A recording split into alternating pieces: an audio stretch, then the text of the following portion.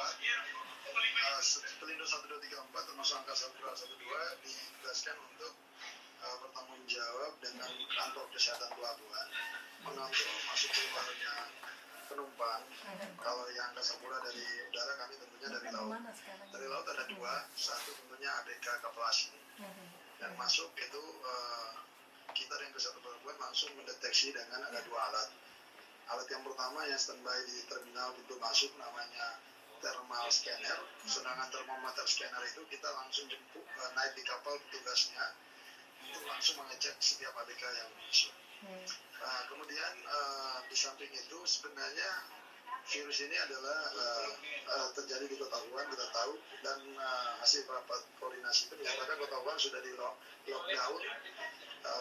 Dan untuk pelabuhan saya khususnya di bawah wilayah 4 dari 27 pelabuhan khusus di terminal penumpangnya yang kami konsentrasi kedatangan kapal cruise maupun juga kapal asing lain yang melaksanakan proses ekspor impor. Dan yang terpenting adalah alat yang kita pasang dan kesehatan pelabuhan yang ada di terminal pelabuhan Makassar yang standby di pintu masuk untuk mendeteksi adalah kita namakan thermal scanner. Itu satu alat itu di airport juga dipasang, ada kesehatan pelabuhan dengan angka Sapura, kesehatan pelabuhan dengan Pelindo di terminal Angin Mamili Pelabuhan Makassar. Sejauh ini alat itu berfungsi baik dan mendeteksi kalau seandainya lebih dari 38 derajat itu langsung ada yang terdeteksi lebih dari 38 derajat pada saat masuk, itu langsung di proses intensif oleh kesehatan pelabuhan dan Pelindo tentunya dengan otoritas pelabuhan yang semua stakeholder yang bekerja di pelabuhan. Dan ada yang penting sebenarnya adalah kita juga mengimbau kepada pegawai kita di frontliner yang langsung menyentuh untuk menggunakan masker. Meskipun karena apa? Karena sebenarnya kalau merasa imunitas tubuhnya belum kuat harus menggunakan masker. Karena virus itu belum ada vaksinnya di setahu kami, sehingga menyerangnya tuh pada daya tahan tubuh. Jadi kalau imun kita turun, tentunya gampang terserang. Nah ini yang kita sudah antisipasi dan sejauh ini di pelabuhan di bawah saya belum ada yang terdeteksi yang masuk dari ini, karena kami selain domestik yang kami jaga dari kapal cruise maupun juga kapal-kapal asing ABK ekspor impor yang masuk, termasuk pegawai atau staf-staf tenaga asing yang bekerja di pelabuhan. Nah jadi alat itu akan mendeteksi langsung beberapa orang dengan radius 10 meter.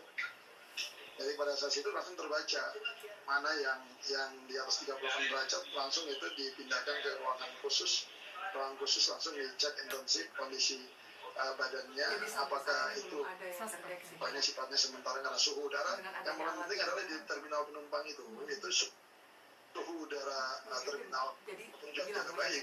Kalau suhu pelabuhan terminal juga tidak bagus, susah untuk mendeteksi. Saya kira seperti itu. Jadi sekali lagi begitu Pak Farid, ini tidak ada suspek begitu Pak ya, dengan adanya penggunaan alat ini ya, sejauh ini belum ada yang dicurigai begitu ya?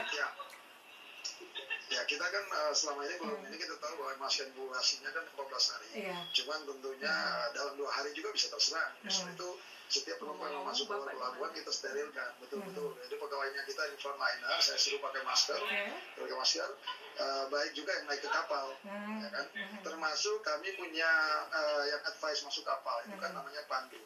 Pandu itu kan dia menjemput di luar. Nah penjemput di luar dia pun juga kami suruh menggunakan masker pada saat dia naik pertama, karena dia yang naik pertama sebelum kapal mendekati, nanti baru kemudian oleh kesehatan pelabuhan sudah sadar baru naik dengan petugas lain yang dari otoritas pelabuhan dengan Pelindo. Kira-kira seperti itu. Ya, itu yang dilakukan ya dari pihak pelabuhan ya, pengawasan dan juga pencegahan. Siapkan ruangan juga, siapkan ruangan tersendiri untuk kalau ada apa-apa langsung dievakuasi atau diproses lebih lanjut dibawa ke rumah sakit yang dirujuk, karena kan dari rujukan Menteri Kesehatan ada 100 rumah sakit yang dianggap yang jadi rujukan untuk proses itu. Tentunya kalau kita di sini ya pasti Wahidin misalnya. Iya, ya rumah sakit pemerintah. Sementara ini alhamdulillah masih aman. Aman ya. Baik. Ngomong-ngomong, Bapak ada di mana nih Pak? Ada suara-suara yang saya dengarkan? Lagi monitor langsung. Ada di lapangan saat ini atau gimana Pak? Di lapangan. Di lapangan. Oke. Saya lagi monitor. Iya, Dengan penumpang ya. langsung. Oke. Jadi mengecek kondisi ini efektivitas alatnya sampai nantinya alat itu pada saat jumlah penumpang banyak di terminal, suhu udara di terminalnya nggak bagus, malah justru yang kita bisa deteksi malah nggak efektif. Kira-kira gitu. Oke, baik. Untuk alatnya sendiri ini Pak, bisa semuanya terpakai atau gimana? Berapa jumlah alat yang disiapkan begitu Pak? Jadi kita punya ada 2 alat yang standby itu cuma 1, itu harganya sekitar 700-an juta, itu yang namanya thermal scanner. Sedangkan ada juga yang namanya thermometer scanner, itu yang dipegang langsung diarahkan ke kepala kita di atas telinga. Itu ya beberapa unit juga bisa mengcover semua yang datang. Itu bisa mengcover semua penumpang gitu ya? Penggunaan tergantung dengan bagaimana kita mengatur masuk keluarnya. Oke. Dengan teratur. Baik. Jadi nggak boleh itu dalam jumlah banyak masuk, Iya. tapi kita ada jalur masuk dan jalur Jadi keluar. antri gitu ya? Jadi ada antrian begitu ya Pak Farid. Iya. Baik, terima kasih Pak Farid. Terima kasih untuk informasinya. Ya, selamat untuk kembali bertugas Pak. Terima kasih. Baik. Ya. Ya, demikian selalu listener, perbincangan kita bersama dengan Bapak Farid Padang, Direktur Utama dari Pelindo 4. Baik, kita kembali lagi ke Dr. Hendri. Dokter, waktu kita cukup singkat ya di pagi hari ini, kurang lebih 4 menit lagi kebersamaan kita. Mungkin dari Dokter Hidri sendiri apa yang memang harus diantisipasi oleh masyarakat ya untuk bisa mewaspadai, kita harus siaga begitu ya. Betul. Ya, jadi siaga. saya kira alhamdulillah kita belum mendengar ada suspek masuk di Sulsel, terutama juga di Makassar. Tapi yang namanya waspada harus selalu kita siap siaga. Ya, karena manusia itu memang juga rentan ya, bukan cuma coronavirus saja, ya demam berdarah, malaria, diare dan semua. Dalam arti bahwa secara umum yang kita harus jaga itu memang pola hidup bersih sehat. Jadi kemudian meningkatkan daya tahan tubuh dengan istirahat yang cukup, makan yang bergizi, mengatur stres yang bagus, dan tentu pola hidup yang bersih sehat yang lain itu selalu mencuci tangan misalnya pada saat mau makan, mau keluar dari WC misalnya. Kemudian bagaimana kita berinteraksi dengan orang, kalau keluar selalu siap masker, kalau perlu pasang masker ya, karena alat pelindung diri itu paling penting juga. Ini wajib memakai masker sekarang atau seperti apa ya? Tergantung kita, kalau di dalam ruangan ini kan tidak perlu kan. Iya, kalau maskernya keluar. Kalau di luar minimal bisa menghindari debu. Okay. Bisa juga menghindari diri kalau dicari-cari. Tapi ini ya dokter, kadang ada juga nih yang belum untuk pemakaian masker sendiri gitu ya. Mungkin ada juga masyarakat yang belum mengetahui untuk pemakaian masker secara tepat itu ada yang biasa yang balik, yang di depan atau yang putih yang di depan. Hijaunya yang di depan. Kalau semuanya kan ada juga standar masker yang ada kan yang juga ada yang murah.